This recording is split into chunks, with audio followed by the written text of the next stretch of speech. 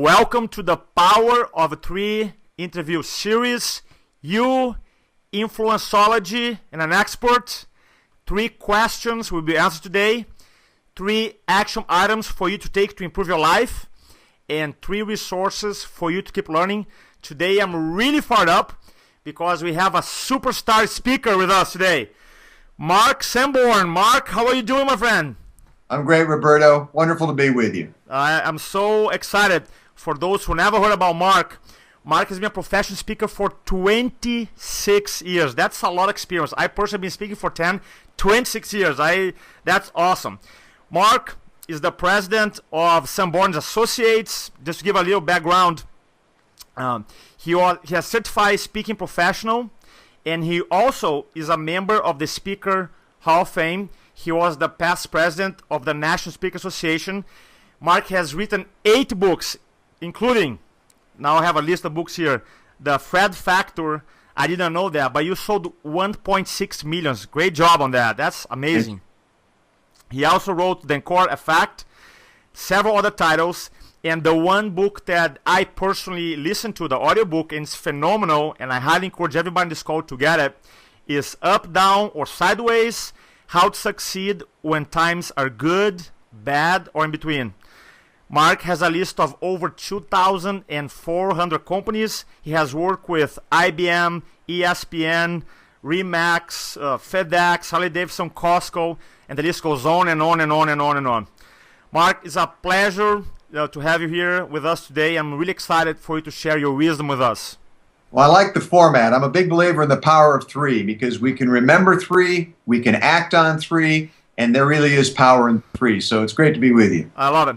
So number one question I have for us here, there's a lot of books about change. Every time in sales, leadership is all about changing, moving the audiences from point A to point B.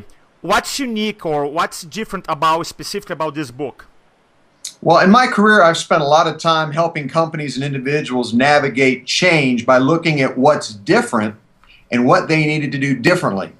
But it struck me that there are some things that never change, even though circumstances and life around us do change. And I call those the irreducible minimums. Okay. I wanted to write a book about not only what's important now, but what always matters. Okay. The mindsets and the methods that if you practice them and think them on a regular basis will prepare you for whatever comes, whether it's an up economy, a down economy, or a sideways economy. And so this is a book that, unlike a lot of books that are popular, get-rich-quick books, I call this a Be Successful Always book. Okay. Because I'm absolutely convinced that if people follow the practical ideas, familiar in some cases ideas that are in this book, that it will allow them to be successful regardless of circumstances. One of the things that I love about your book, and you said in the beginning, you said that a lot of people, they engage in a specific behavior when life is good, or sometimes they only engage in specific behaviors when his life is not good. Like someone is having, for example, a financial challenge or a health challenge. Then someone, okay, I want to start saving money and work hard. And your idea is that you should engage in these success principles regardless of the times you're facing. So I thought it was like really good breakthrough. And I love the surfing metaphor where you talk about like a surfer, because I surf in Brazil, I surf here, and I understand that sometimes you can be proactive, but there's no waves. And sometimes the wave is bigger than yourself. So I think that the knowledge that you use is really powerful. Thank you. I really like that. Now, in your book, you talk about the 3 different mindsets. You explain 6 methods. Can you explain to us a little bit about the produce value method or strategy, and why it's important for us to produce value to our clients, to prospective clients? Well, I'd be glad to. I think whether you're an entrepreneur or you employ 1 person, no people, or 1,000 people, truth is transferable. And what clients want today, what prospects and existing customers want, is something that enriches their lives. If your product or service creates value for them, they'll be interested. The problem is so many products and services look exactly the same. Okay. When you go to buy or sell a home, you think about what a realtor does, but you look for the realtor that brings something extra to the party, that's got a specialty or a value add. And the idea here is that value is the commerce of life. If your girlfriend or your boyfriend doesn't receive a value they think they deserve, they leave you. Your husband or your wife, if you're in a marriage relationship. If your customer doesn't receive the value they think they deserve based on what they paid you, they quit paying you. So we always have to be looking for how can we grow our value proposition, and here's the catch, and it's what I talk about in the book, without necessarily spending more money to do it.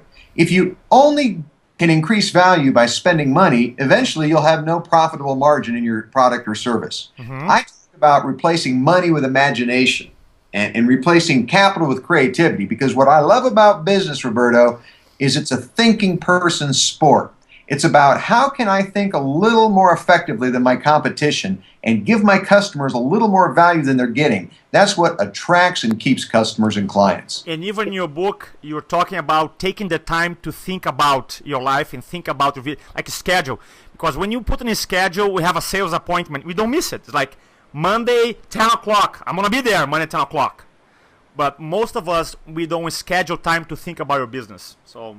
No, some people go weeks without thinking proactively. They think reactively. You know, things happen and they think, what do I need to do to respond? But I'm talking about proactive thinking, where you really ask the question, and that is not how busy am I, but what am I accomplishing? And you separate activity from accomplishment and focus on what does it take to produce results. So what would be an idea for someone to say, okay, I understand, Mark, I want to incorporate value to my practice. What would be one how-to on how to create value? What would be one idea, one strategy? An easy starter question is to ask your customer, what might I do differently, or what might I add to my services that would reduce the hassle for you or increase the value for you? Very often customers have annoyances they'd like us to remove, or the frustrations of doing business with us, or hopes that they wish we'd address. And sometimes by just asking and being open and listening, the customer will give you some insights, and you'll know that those insights are valid because you're not guessing about them. They're coming from the client. Love that. Thank you. Now, the third question I have for you is this. In your book, you talk about hope being a strategy. I'm like, okay, hope is a strategy. I mean, Obama, in the first election, I think he won because for two reasons. Number one, he was a bad speaker. And number two, he created a better future, a hope strategy. So when you said a hope strategy, it's like, okay, this is good. So let me ask you this. Why? Why is it an important strategy for all of us to apply? Well, your listeners are sophisticated sales professionals and lawyers and entrepreneurs and realtors and real estate people, but they've probably seen a book called Hope is Not a Strategy. And the premise of that book is that, simply sitting and wishing for the best won't advance your cause. What I mean when I say hope is a strategy is I define practical hope. And practical hope is having something new to try and being willing to try it. There's no failed relationship if you've got something new to try to save that relationship and you're willing to try it. There's no desperate financial situation if you've got something new to try and you're willing to try it. Hopelessness comes from when you run out of ideas, or you have ideas but you run out of motivation to apply them. So when you have ideas and the fuel, that motivation, you've always got hope. Because if you just keep doing things, over time, something will work. That's why I say hope can indeed be a strategy. Now, when you, in the beginning of your book, you talk about how, one of the reasons you wrote this book is because you had at one point in your career, you had three challenges hitting at the same time. Everybody lost money in investments in 2008, 2009. Then you were faced with cancer and your business decreased a little bit. So we had like three things, very challenging things happen to you in 1 year. How did you use hope strategy to overcome that? Well, let me add one other idea, and that is when those things happened, I felt optimistic because of the things I'd been doing prior to those setbacks. When I lost a good deal of money in my investments, I didn't lose all my money because I'd built reserves, I diversified my investments, and so I had in advance practiced what I'm now teaching. Okay. I realized in retrospect that I was prepared because of those things that I identify in the book that I believe we should always be doing. In terms of what happened at the time is that when I was diagnosed with prostate cancer, the very first thought out of my mind wasn't poor me. I mean, certainly I was scared and unhappy to get that kind of prognosis, the first question I had is, what do I do now? And I scheduled a time with my doctor. We discussed options, and I became, in short order, an expert on the options for treating prostate cancer. And so for me, having a plan of action prevented me from ever getting too caught up in fear and worry. And certainly it's easy to do that when you're facing a health situation. So I always tell people, when you face a challenge of any kind, there's always two good questions to begin to ask. Number one is, what should I do? And number two, who should I go to for advice? Okay. In the 2 years after I was diagnosed with prostate cancer, and I'm cancer-free now some years later, I probably talked to a dozen different men who had the same diagnosis and whose doctors had suggested they talk to me because they knew I'd been through it recently. And so I do the same thing. I always ask, who's the expert in this area? Because if I know who that person is, and I can ask them to share just a few minutes of directing me to the right resources, the right books, and the right ideas, I know I'll have a leg up on whatever challenge I face. Love it. Because in your book you said, one of my favorite quotes is said, learning is leverage. I love that. I love that. Yes. All right, so the second part of the interview here, we talk about the 3 little actions, strategies that our listeners can take today to improve their life. So what would be one thing they could do today? Well, one idea is right out of the book, and that is practice gratitude. Now, people say, what's the difference between being grateful and practicing gratitude? It's the difference between telling your wife you love her and showing your wife you love her. That's a good one. But if you sit watching TV and reassure your wife all week and you love her, and you don't take her out for dinner or on a date, she's going to have a hard time believing you. I believe that positive thinking is important, but the antidote to negative thinking isn't positive thinking, it's gratitude. Because when you think about what you have to be grateful for, no matter what you may have that's tough in your life, it's to stay negative. And the way you practice gratitude is you find a way to not just recall your blessings, but to reinvest those blessings in other people, helping someone that's less fortunate or encouraging someone that needs a kind word. Thank you. I'm taking notes here. Number 2, second idea, second strategy. Second idea is decide what one thing you will do to add value to your product, your service, or the experience you create for your customer. And the key thing here is when you think about how to add value, make sure that what you do is different and valued. If it's only different, it might be weird. You know, you could wear a boa constrictor around your neck and it may make you the most unusual salesperson in San Diego, but most of your customers aren't going to appreciate the boa constrictor. If, on the other hand, you have a special report about how to buy real estate in a down market, that might just be the value add that will be valued by the people who are looking for a good deal and buying a new home or a commercial property. So the idea is to find one way, and I suggest you do this at least once a quarter, find one way to add value to your product, your service, or the experience that you create for your customer or client.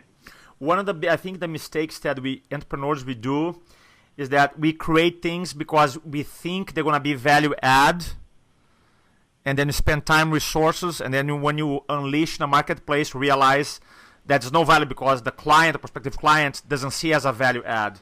So the idea of interviewing them first is important. Cool. And the last strategy for the listeners, they can do. I would say identify one thing you really most need to learn and most want to learn, because if you need to learn it but you don't want to learn it, you probably won't. So it's the thing you most need to learn and the one thing you want to learn that would most enrich your life in the coming year. You know, at the end of any year and the beginning of a new year, I think it's a wonderful time to reassess our learning agenda. Okay. You know, we have a schedule for meetings and a schedule for activities. I think we all need an agenda so that we keep leveraging, as you referenced from the book, leveraging ourselves through learning new ideas, new skills, and new abilities. I know you do a lot of speaking, you have a lot of experience, obviously 26 years doing this. What is the best way that professionals can go about creating a learning agenda? Because people understand the power of studying, reading, talking, questioning, listen to audiobooks. But what would be a good system to say, okay, now I'm writing my goals for 2013, for example. What would be a good learning agenda? Well, I think we need to separate amusement from enrichment. There are some books that we read and they're amusing, but we learn nothing. They're the next best thing to killing time. There are other books that we read, and sometimes fiction can teach us a lot, insights into human nature, or give us a bigger picture of the world. Historical fiction or fiction that's based in an exotic location. So I always tell people amusement is fine, but enrichment is better. And the question is, number one, will it make me a better person? Mm-hmm. Number two, will it increase my skill set? And number three, will it allow me to provide greater value to the people who depend on me? And those could be your family, your spouse, your kids, or it could be the people that you work with, your coworkers and your customers. Thank you. Love it. So let's talk about, if our listeners they want to learn more about you, obviously they will. First of all, number one resource I want to give your permission is your book, Up, Down, or Sideways, How to Succeed When Times Are Good, Bad, or In Between. I love the book. Highly encourage you guys. I actually got the audiobook. For me, it's easier. Go work out, put the audiobook. Love it. What are the other two resources you want to recommend to our listeners? The second resource I would recommend is absolutely free, and there are at least 50 short videos, and it's where I keep my blog and where we first release all of our intellectual property, and that's at my website, marksanborn.com, MarkSanborn. You bet. I'm going to put the link here, okay? Great, marksanborn.com. And for the people who are really ambitious, we have a program that Larry Winget, Bob Berg, Sally Hogshead, and I developed called A Year of Success, and it's a 3-minute video and 2 actionable ideas every week for an entire year to help you have the best year you've ever had. That's the biggest investment of the 3 resources, and you can find information at ayearofsuccess.com/mark. ayearofsuccess.com/mark. There's a personal message from me there, and you can tire kick the program, and based on the feedback, great value to keep you motivated and increasing your skill set throughout the year. Mark, has been a pleasure. Thanks so much. I'm a big fan. Any other message to close up our video here for our listeners?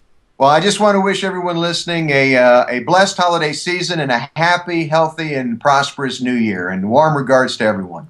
Thanks so much, my friend. Happy New Year to you. Take care.